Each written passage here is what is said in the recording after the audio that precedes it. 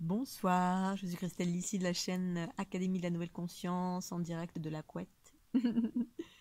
J'étais trop fatiguée et puis j'avais envie de partager. Je fais la suite de la vidéo sur la prise de poids pour vous partager ma conscience sur les différentes pratiques que j'ai, enfin certaines pratiques dont je me souviens dans l'instant pour aider justement à la transformation et l'élimination au niveau du corps quand le corps se met à stocker.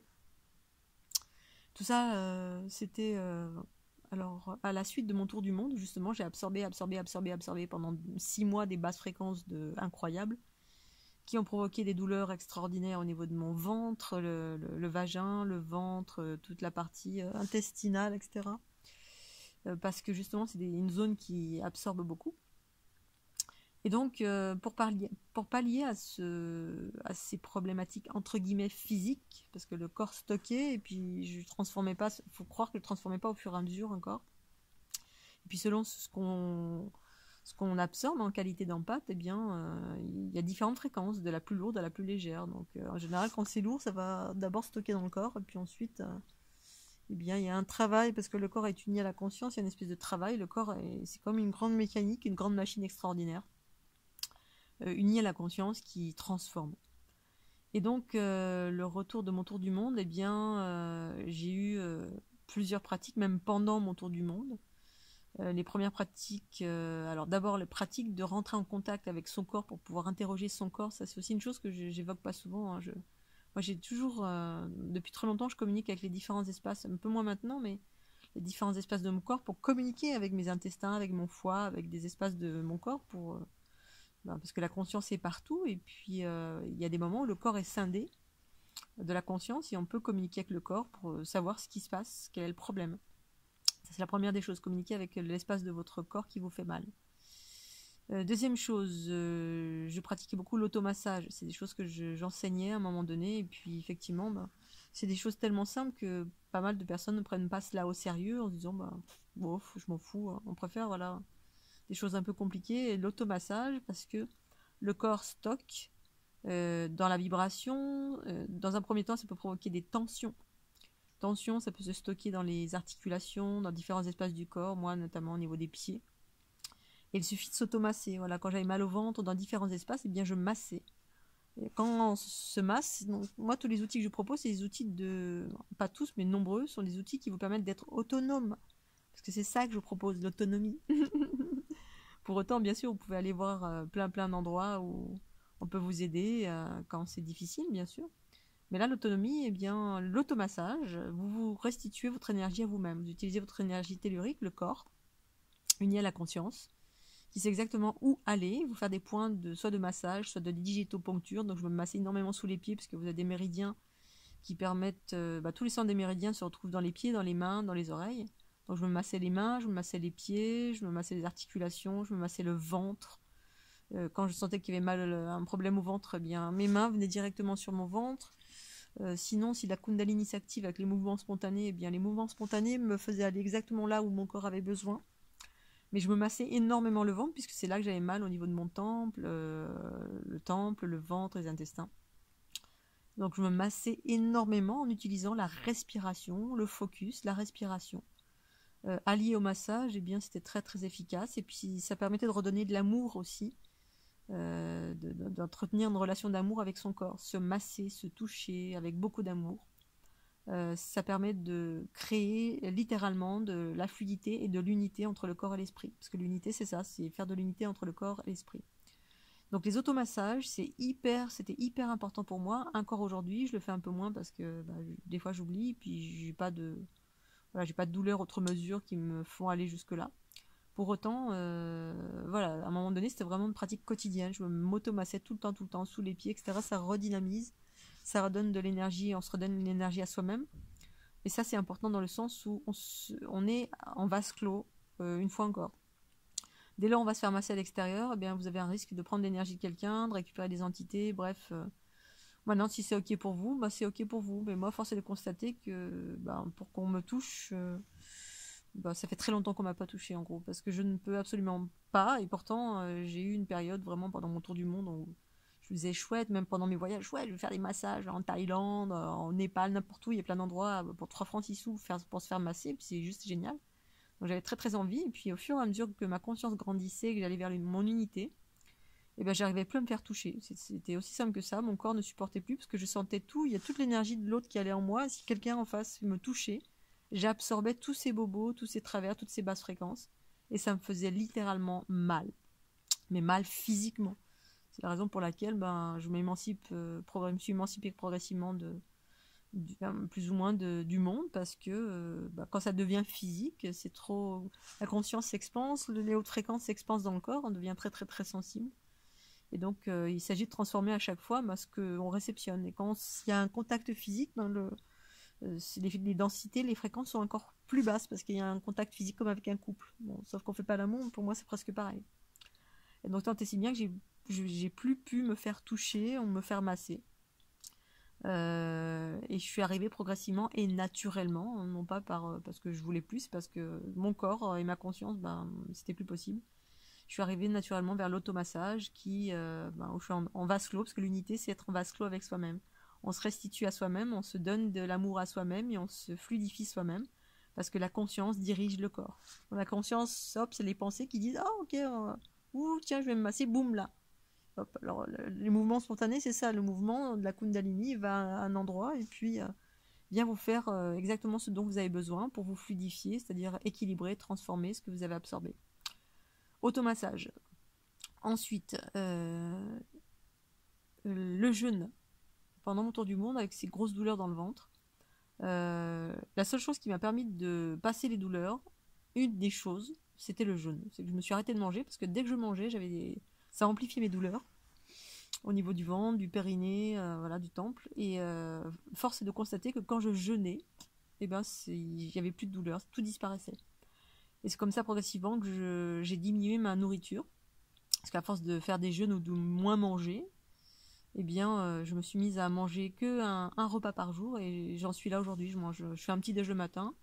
Bon, je fais un repas et demi parce que petit déj, voilà. Et puis un repas quand j'en ai envie, quand mon corps en ressent le besoin. Pour autant, c'est extensible. Quand je vais chez mes parents, je peux redevenir un gargantua. En fait, je peux être dans l'infiniment grand et l'infiniment petit. C'est tout à fait l'idée de l'unité, c'est l'adaptation à l'infiniment grand et l'infiniment petit. C'est-à-dire tout est possible, c'est comme être dans la matière autant que dans l'esprit, dans le monde patriarcal autant que dans le monde matriarcal. En fait, je navigue entre ces deux espaces. Pour autant, quand je suis toute seule et que je m'équilibre, en général, je fais un repas par jour, c'est tout. Et je mange pas le soir. Ça permet au corps de pouvoir bénéficier de toute l'énergie pour pouvoir transformer, parce que je transforme beaucoup la nuit quand je dors. Les basses fréquences que j'ai récupérées dans la journée.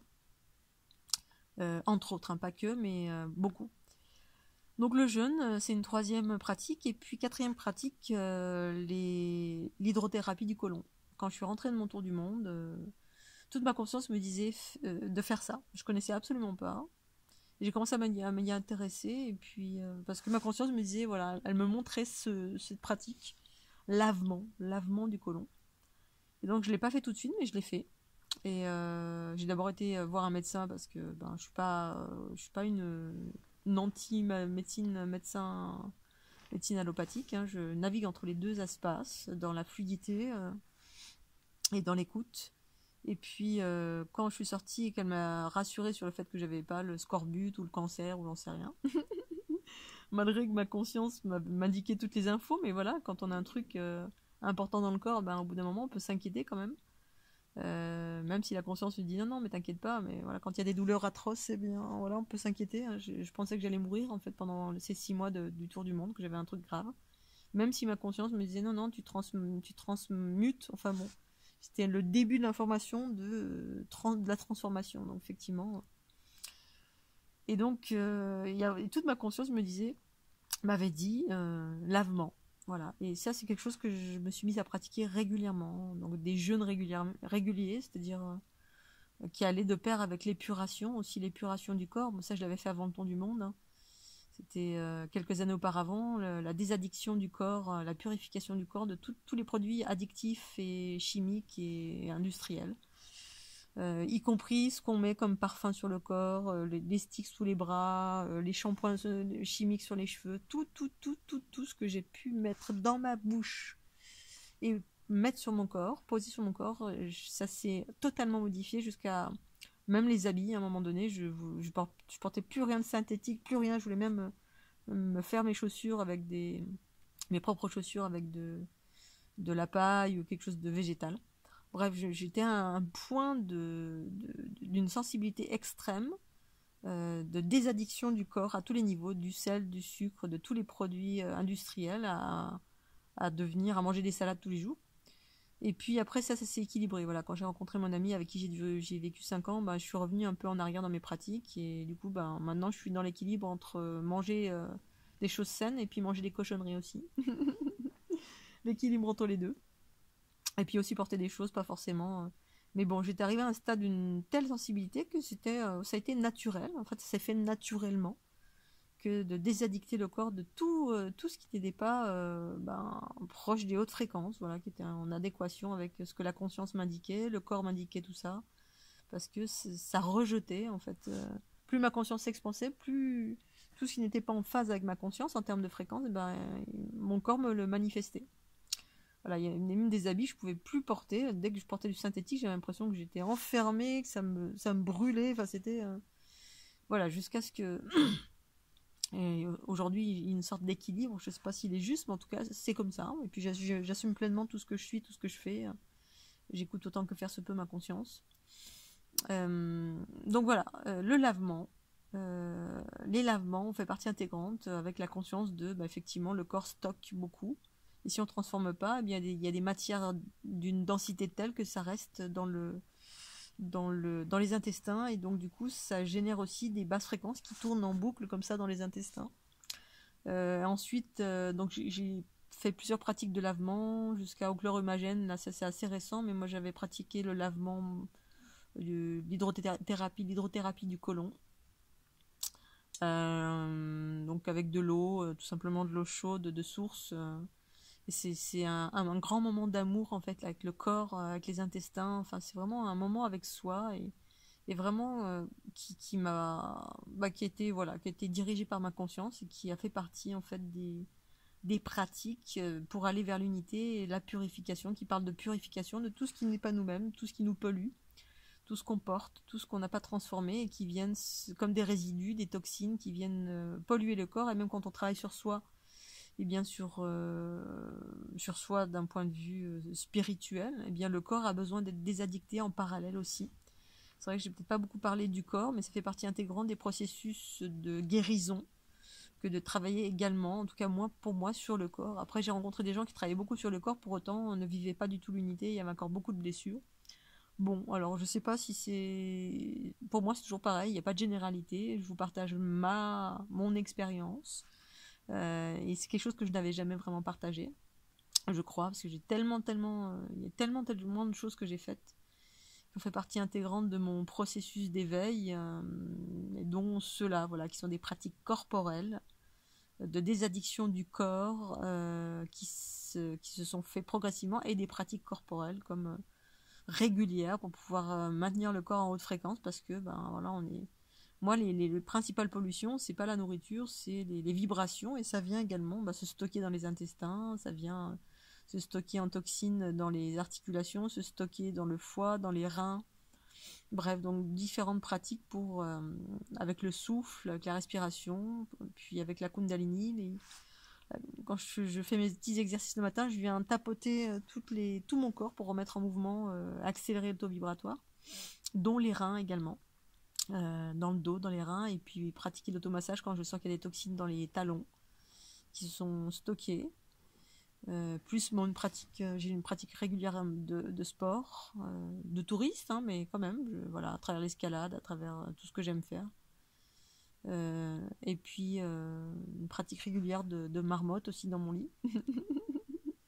Écouter le corps autant que possible quand je suis très fatiguée, que j'ai beaucoup absorbé, et bien être en microcosme, en mode marmotte, et se reposer.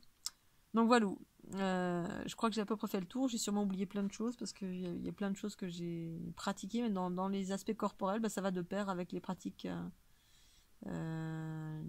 spirituelles, de mantra, de respiration, de danse. Bah, effectivement, il y a une part de désaddiction et puis de massage. Le massage, ça apporte aussi de l'amour. C'est le corps et la conscience qui sont ensemble et on s'apporte de l'amour à soi-même.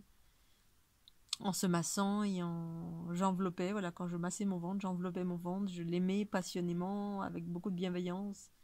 Parce que ben, quand il y a une part du corps qui a mal, voilà, ma conscience, via mes mains, eh bien, se font un focus à partir de l'extérieur vers l'intérieur, ou alors de l'intérieur vers l'extérieur. L'extérieur vers l'intérieur, c'est que j'utilise mes mains. Donc hop, j'ai mal là, bah, je vais aller là pour me faire un massage ici. Ok. Donc on va de l'extérieur vers l'intérieur. Et puis quand c'est de l'intérieur vers l'extérieur, c'est quand je pratique la respiration, voilà, respiration cellulaire ou dirigée.